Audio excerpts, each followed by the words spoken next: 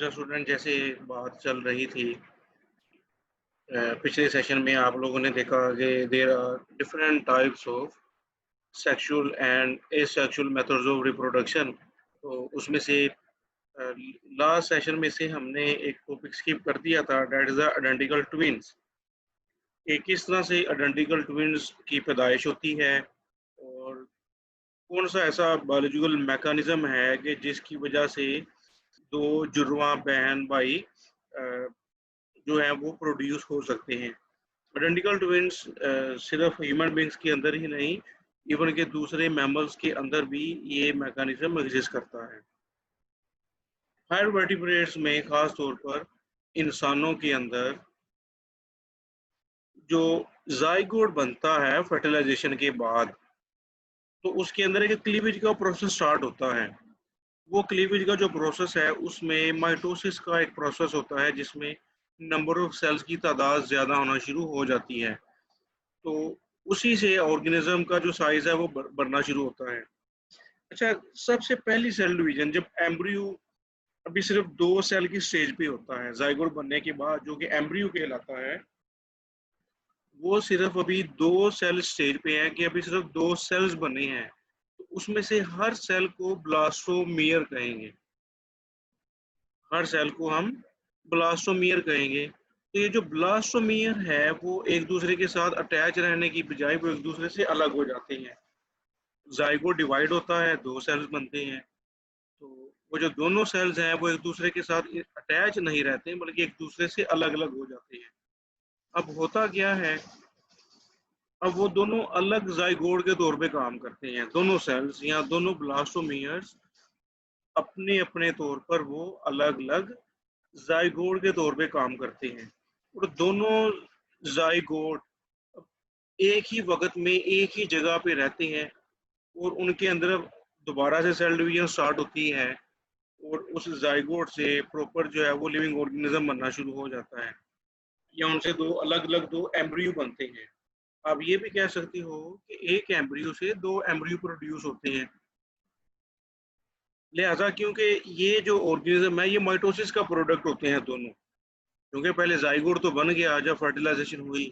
Zygote बनने के बाद जो भी उसका जेनेटिक मेकअप था, तब उसने माइटोसिस होनी है। माइटोसिस के बाद एक सेल से जब 2 सेल्स बनते हैं जो ब्लास्टोमियर कहलाती हैं, तो दोनों के अंदर जो क्रोमोसोम की तादाद है वो भी सेम है, 46 एंड 46। और उनके अंदर जो जेनेटिक कम्बिनेशन है वो भी सेम है। इसी तरह जैसे आपकी बॉडी से कोई भी सोमैटिक सेल्स अगर निकाल लिया जाए, चाहे वो स्किन का सेल है, आई का सेल है, ब्रेन का सेल है या वाइट ब्लड सेल्स है, तो उसमें से अगर न्यूक्लियस निकाला जाए तो उन तमाम न्यूक्लियस के अंदर, चाहे बॉडी में किसी भी जगह पे है, सबके अंदर जो जेनेटिक इंफॉर्मेशन है वो सेम है।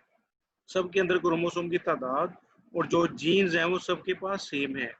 तो इसी तरह से ह्यूमन बींग्स में जब ये अगर ये जो आइडेंटिकल ट्विन्स बनते हैं, तो उन दोनों भाइयों के पास जो अगर भाई होंगे या अगर वो सिस्टर्स होंगी, तो उन दोनों ऑफस्प्रिंग के पास एक ही जैसा जेनेटिक मेकअप होगा। अगर एक की आईज कलर ब्लू है तो दूसरे की ब्लू होंगी। अगर एक का कलर फेयर है तो दूसरे का भी फेयर है। अगर एक के ऊपर कोई स्पॉट है या कोई तिल है अगर होंठ के ऊपर, तो दूसरे के ऊपर भी उसी पोजीशन पे उसके ऊपर भी तिल होगा।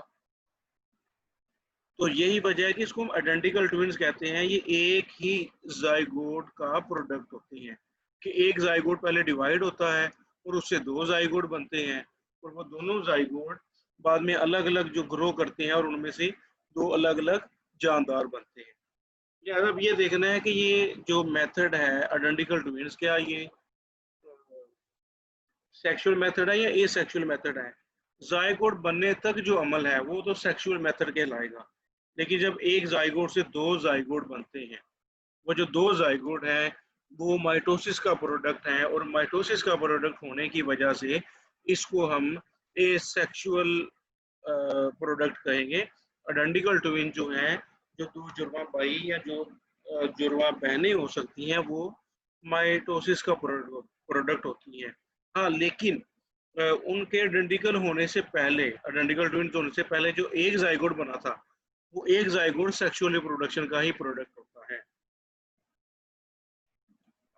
अच्छा, एक तो होता है आइडेंटिकल ट्विंस। इसके अलावा एक और कंसेप्ट है जिसको हम कहते हैं फ्रेटर्नल ट्विंस। कुछ एग्जाम्पल में ये होता है कि फीमेल के अंदर एक वक्त में एक से ज्यादा एग्स प्रोड्यूस होते हैं और वो एक से ज्यादा एग्स जो हैं वो फर्टिलाइज भी हो जाते हैं। एक वक्त में एक से ज्यादा एग्स बने और वो तमाम के तमाम एग्स, 2 थे, 3 थे या 4 थे, वो फर्टिलाइज हो जाते हैं। और जब वो फर्टिलाइज होते हैं तो उनसे अलग अलग लिविंग ऑर्गेनिज्म बनते हैं। या 3 या 4 जाइगोट बन गए या 2 जाइगोट भी हो सकते हैं, जिसमें से एक बेटा हो सकता है और एक बेटी हो सकती है। तो ये वाला जो कंसेप्ट है ये एसेक्सुअल या माइटोसिस का प्रोडक्ट नहीं होता, क्योंकि जितने एक वक्त में जो बच्चे पैदा हुए हैं वो उनके लिए सबके लिए अलग अलग जाइगोट बना था। इसमें ये नहीं हुआ था कि एक जाइगोट डिवाइड करके 2 जाइगोट बने, पहले नहीं। हर जाइगोट अपने एक नए इंडिविजुअल में बनता है और हर जाइगोट एक अलग से स्पर्म और एक अलग से एग का प्रोडक्ट होता है। लिहाजा 2, 3 या 4 किस्म के जो जाइगोट हैं वो 4 किस्म के जाइगोट अलग से वो तमाम अलग अलग लिविंग ऑर्गेनिज्म में बनते हैं। तो इससे ट्विंस, ट्रिपलेट्स या टेट्लर्स भी कुछ एग्जांपल्स में देखने को मिलते हैं और ये सेक्सुअल रिप्रोडक्शन का प्रोडक्ट है। तो ऐसे जो ट्विंस होंगे या ट्रिपलेट्स होंगे उनको हम फ्रेटर्नल ट्विंस कहेंगे, जिसमें आपने ये देखा भी होगा कि जुड़वा जो बहन भाई होते हैं वो एक दूसरे से नहीं मिलते जुलते होते, उनकी कुछ फिजिकल मॉर्फोलॉजी, उनकी जो फेस की एक्सप्रेशन है वो एक दूसरे से कुछ हद तक मुख्तलिफ भी होती हैं। या एक बेटा हो सकता है या एक बेटी हो सकती है। तो इस तरह का जो कम्बिनेशन बनता है उसको हम फ्रेटर्नल ट्विंस कहते हैं। जबकि इसके बरक्स वो कम्बिनेशन जिसमें एक जाइगोट डिवाइड करके 2 आइडेंटिकल ट्विंस बनते हैं तो उस कम्बिनेशन को हम एसेक्सुअल प्रोडक्ट कहेंगे। और वो बहू 100% एक दूसरे की ऐसे बच्चे डिटो कॉपी होती हैं, जैसे कॉपी पेस्ट किया हो किसी ने। चलिए, आइडेंटिकल ट्विंस के बाद अब हम प्रॉपर मूव करते हैं सेक्सुअल रिप्रोडक्शन की तरफ। तो सेक्सुअल रिप्रोडक्शन ये तस्वुर किया जाता है कि एक काफ़ी कदीम मैकेनिज्म है जो कि लिविंग ऑर्गेनिज्म के अंदर एग्जिस्ट करता है। यानी कि लिविंग ऑर्गेनिज्म की जितनी पुरानी हिस्ट्री है एवोल्यूशन की, तो एवोल्यूशनरी सेक्सुअल रिप्रोडक्शन का जो मैकेनिज्म है वो भी उतना ही ज़्यादा ओल्ड है।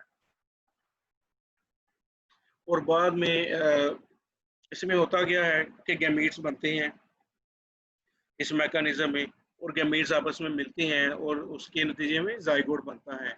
इस इस मैकेनिज्म से या इस फिलोसफी से तो आप बखूबी वाकिफ हैं। ये फिलोसफी नहीं है, बहरहाल एक पूरा साइंटिफिकली प्रूव्ड मैकेनिज्म है और ये एक मैकेनिज्म एग्जिस्ट करता है जिसकी वजह से स्पीशीज की जो पॉपुलेशन है उसका साइज ग्रेजुअली इंक्रीज होता रहता है। और इसमें जो गैमीट्स बनते हैं स्पेशली वो गैमीट्स इसमें म्यूसिस का प्रोडक्ट होते हैं। हम नेक्स्ट चैप्टर हम उसमें डिस्कस करेंगे म्यूसिस वाला। तो उस म्यूसिस चैप्टर में हम डिटेल से स्टडी करेंगे what is the meiosis, meiosis के मैकेनिज्म, म्यूसिस के फेजेस और म्यूसिस में जेनेटिक रिकॉम्बिनेशन क्या चीज़ है उसको भी हम डिटेल से डिस्कस करेंगे। तो सेक्सुअल रिप्रोडक्शन के मैकेनिज्म में म्यूसिस और जेनेटिक रिकॉम्बिनेशन का एक अहम किरदार रहा है। ड्यूरिंग एवोल्यूशन के कदीम अरबों साल पहले से ही ये सेक्सुअल रिप्रोडक्शन में ये वाला मैकेनिज्म रहा है कि गैमीट्स जो होते हैं वो एक नए कॉम्बिनेशन के साथ सामने आते हैं। अच्छा, अगर गैमीट्स सेम हो लिविंग ऑर्गेनिज्म में तो उसे हम कहते हैं आइसोगैमीट्स। यानी कि ये पहचान करना मुश्किल होगी एग कौन सा है, स्पर्म कौन सा है। लेकिन अगर गैमीट्स एक दूसरे से डिफरेंट हो, जैसा कि मेल के जो गैमीट्स हैं जिसे हम स्पर्म कहते हैं वो मोटाइल होते हैं, साइज में स्मॉलर होते हैं। तो जबकि फीमेल के जो गैमीट्स हैं जो कि एग सेल्स होते हैं उनका साइज ज़्यादा होता है और वो मोटाइल नहीं होते। लिहाजा एक morphologically here is a clear difference between gametes, the gametes of male organism and the gametes of female organism. तो ऐसी कंडीशंस को हम कहते हैं हेट्रोगैमिक स्टेज। हेट्रोगैमिक स्टेज में तो ये भी एक आज की जो इवोल्व है, जो रिसेंटली इवोल्व जानदार मौजूद हैं जो पिछले कई हज़ार सालों से उनका वजूद एग्जिस्ट कर रहा है, तो उनके अंदर mostly hetero gametic stage gametes की एग्जिस्ट करती है। अच्छा, सेक्सुअल रिप्रोडक्शन है, इसका एसेक्सुअल रिप्रोडक्शन मेथड के लिहाज से इसके काफ़ी ज़्यादा एडवांटेज होते हैं। हमने पिछले सेशन में जैसे डिस्कस किया था, एसेक्सुअल रिप्रोडक्शन मेथड के काफ़ी फ़ायदे हैं।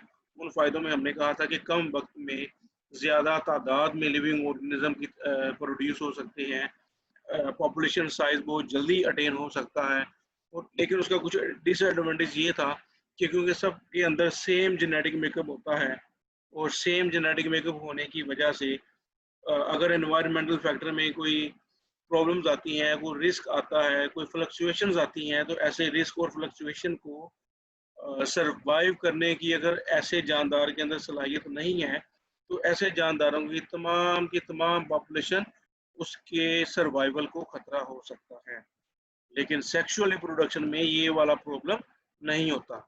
उसकी मेजर वजह है कि गैमेट्स मियोसिस की वजह से बनते हैं, और मियोसिस में जेनेटिक रिकम्बिनेशन होती है, जीन्स की शफलिंग होती है।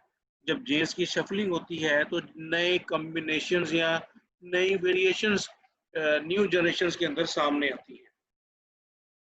लिहाजा ये एक बेस्ट स्ट्रेटजी है किसी भी स्पीशी के लिए कि वो अपनी पॉपुलेशन को चेंजिंग एनवायरनमेंट के साथ किस तरह से कोप करती है। इसमें से वो तमाम ऑफस्प्रिंग जिनका जेनेटिक मेकअप वीक होगा अपने एनवायरनमेंट के मुताबिक, उनके अंदर अगर ऐसी सलाहियतें नहीं हैं जो अपने माहौल के चैलेंजेस को एक्सेप्ट कर सकें, तो ऐसे तमाम जानदार खुद ब खुद ही डिलीट होते चले जाते हैं, वो जल्दी मर जाते हैं, या उनको कोई दूसरा शिकारी उनका शिकार करके उन ऐसे जानदारों को जल्द ही सफ़े हस्ती से मिटा देते हैं। जबकि अगर जो नया पैदा होने वाला जानवर है उसके पास ऐसा जेनेटिक मेकअप है जो काफ़ी स्ट्रॉन्ग है, और उसको बदलते हुए माहौल का मुकाबला करने की सलाहियत भी देता है, तो यही पॉजिटिव एवोल्यूशन है जो जिसकी वजह से स्पीशीज जो है वो ग्रेजुअली इवोल्व होती हैं, और आज के दौर में एग्जिस्ट करने वाली जितनी भी स्पीशीज हैं वो इसी मैकेनिज्म के तहत अपनी बज़ाहिर फिजियोलॉजी के अंदर एग्जिस्ट करती हैं। चलिए अगर हम थोड़ा सा ब्रीफली यहाँ पे कंपैरिजन को देखें, the sexual and asexual method of reproduction, तो एसेक्सुअल मेथड ऑफ रिप्रोडक्शन में मोस्टली एक ही लिविंग ऑर्गेनिज्म इन्वॉल्व होता है, क्योंकि गैमेट्स नहीं बनते। एक ही लिविंग ऑर्गेनिज्म बाइनरी फिशन या मल्टीपल फिशन की या फ्रेगमेंटेशन या बर्निंग के मैकेनिज्म के तहत वो ब्रेक करता है, और उससे नए जानदार बनना शुरू हो जाते हैं, क्योंकि इसमें गैमीट्स नहीं बनते, मियोसिस नहीं होती। जबकि इसके बरक्स जो सेक्सुअल मेथड है इसमें आमतौर पे दोनों ही पेरेंट्स इन्वॉल्व होते हैं, जिसमें से एक पॉजिटिव दूसरा नेगेटिव, या मेल और फीमेल होते हैं। दोनों में मियोसिस का मैकेनिज्म एग्जिस्ट करता है, और दोनों के अंदर वाज़ेह तौर पे गैमीट्स बनते हैं। गैमीट्स की यूनियन होती है, और जिसके